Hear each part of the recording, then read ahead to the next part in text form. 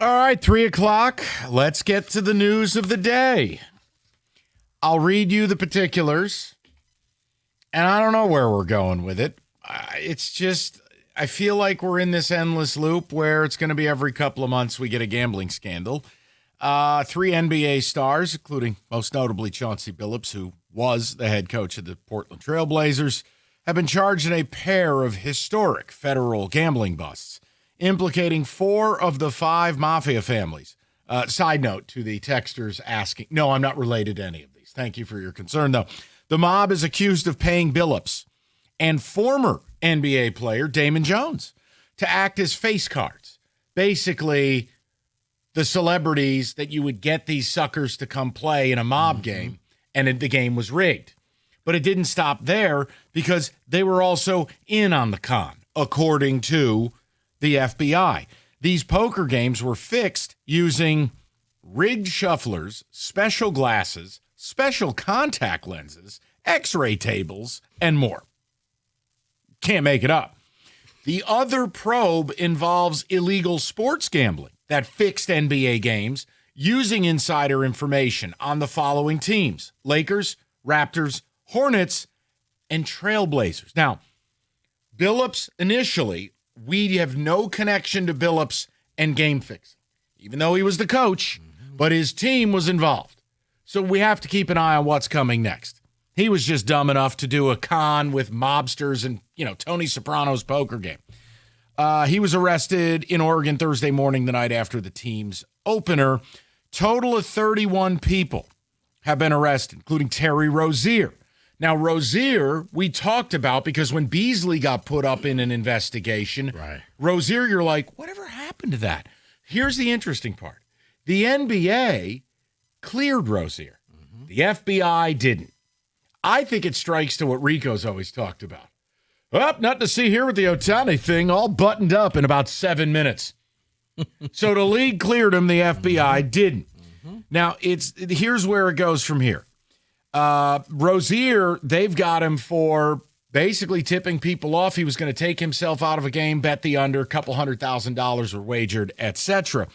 The conspiracy spanned years, netted tens of millions of dollars in illegal profits, and it involved 4 of the major New York, 5 crime families: the Bonanno, the Genoveses, the Lucchese's, and the Gambino.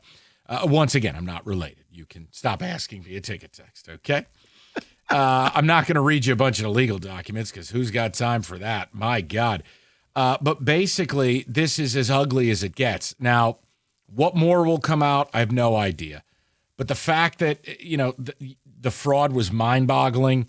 The indictment against Chauncey Billups, not only being paid to play in these seedy games, but being a part of the action, that he was in on the con.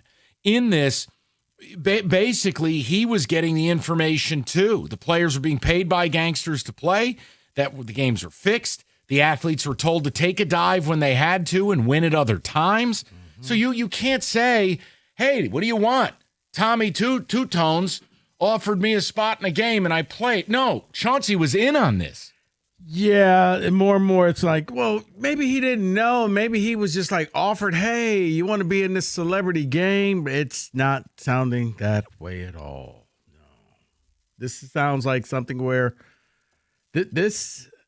I'm more interested to see what happens with the Trailblazers with him as a coach as part of the 2-part thing as part of the point shaving. Because I guess I was listening or reading that I guess they sounds like they strong arm Porter and like, yeah, you owe us money. Yes, gambling debts. So you're going to go out there and you're going to do this and you have no choice. And Damon Jones was an unofficial assistant coach with the Lakers. He dimed out really proprietary information about LeBron James to get some of these people to place a big bet in a game against the Bucks. So look, I'm not going to do this bleeding hearts routine. I can say something stupid. I'm not surprised by it. I'm not happy about it, but I don't know. I mean, I just have a general mistrust of sports as it is now. And sure, there's a difference between a couple of doorknobs like Rico and I talking about betting or doing a FanDuel read. And then, Chauncey Billups is the coach of an NBA team and he's playing a Tony Soprano's game with Ralph, Silvio, and Furio. Like that, there's a departure there. Bruh, like I said, I mean, if you've seen the movie, Mike, I'm like, wait, is this the new sequel to Molly's Game? Like, okay, have you ever seen Molly's Game? Feels like it. And again, the NBA's got an image problem right now. How many of these scandals have been NBA, Rico? A lot, and I think there's going to be more. And it still leads me to wonder when you hear and see certain players and certain former Piston, I'm like, that still didn't pass the sniff test to me, but look, he still hasn't been signed yet, and I think a lot of people are going to wait to see where he's at because I don't think any team wants to put out that PR report, we didn't know, and he's been suspended immediately. But, yes, it seems like it's pretty much the NBA because when it comes to prop bets, it's one of the ones that can easily be manipulated where, you know what, it was over under 7 rebounds. Oh, I accidentally knocked that rebound to my teammate and he got it, or assist or points. Like there's so many different things that you can do.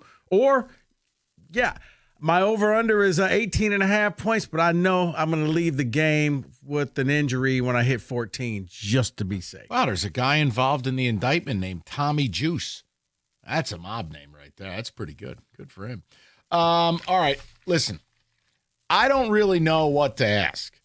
Because I'm not going to sit here yelling, screaming, and crying that sports is dead. It's not. We're still going to watch.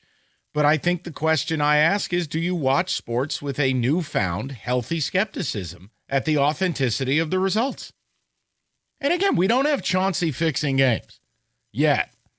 But the Damon Jones thing, the Terry Rozier thing, the Jonte Porter thing, I mean, it's the same league. Mike, I think, and here's the thing, it's a different league, but I believe it's why people, we did the whole little thing about the script writers. It's, you don't know what to believe anymore. You don't know what's authentic anymore. You don't know what's real. Like, am I being had? Has this been preordained that this team is going to win? And I got sucked into believing that any given Sunday, somebody could win a game or, you know, anytime you go out on the court, because it does start to feel that way when you see questionable things, when you see the refs make a call or a player just drop a pass or a fumble or, you know, brick a layup. And it's like, wait. And where it used to be just like, oh, man, you're terrible. Now you're like, is he on the take? I think it's the cost of the gambling. I mean, I just think it's the deal you make. That if you were going to bring it into the light, people were naturally going to equate a negative outcome to something unscrupulous instead of just looking at it for what it is. Now, the problem is the more these stories pile up or scandals, you're going to have a hard time telling people they're crazy. I don't know, man. The conspiracy people, now you're going to be like, well, maybe you're right because, I hate to, that. Like I said, it does feel like that Ohtani thing when Major League Baseball, we're done. We figured it out. It was just that easy. But the NBA it was also, like a Scooby-Doo. They all of a sudden they pulled off the mask and they're like, and it was his interpreter the whole time. Oh, by the way, Kenny, side note, that ref that I hated from the Auburn-Georgia game has been put on permanent suspension by the SEC. Just throwing that out there. Oh, I did make jokes about that being a gambling thing. That guy got body bagged professionally. But again, the NBA is the league with Tim Donaghy as well. They told us, nope, lone wolf. Oh, I didn't fix outcomes. I just made sure the over hit. That's the same thing, you dweeb. No. But then he was like, there was other. No, there wasn't. Nobody else. It was just him. So look, I'd like to know where you guys are at with it. I mean, to me, the simplest solution is they shouldn't allow prop bets on fringy players. They shouldn't allow prop bets maybe in some total. Now, if you told me, hey, we're going to allow Victor Wembanyama props, it makes more sense to me because Wembanyama's under a microscope. He's worth billions of dollars. You're not going to get away with anything if you're Victor Wembanyama. You're just going to play. You can offer that type of action. But why they offer prop bets on, Chaz Lanier, and I'm not impugning the character. I'm making a point that Chaz Lanier is a little-known rookie.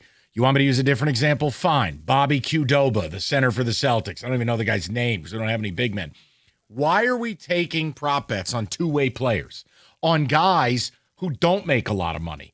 Like, those are the guys that are easily compromised. Mm-hmm. It just shouldn't be allowed. Wouldn't that fix most of it? I mean, gambling was in the shadows for 100 years, and it went just fine with sides and totals, teasers, and parlays. The prop bets are the problem. But Mike, it's because they started to realize I can make more. That's fine, but you're in our arenas. See, this is where the league steps up and goes, here's the deal. I don't give a damn if it's our sponsor, FanDuel, DraftKings, or any other book.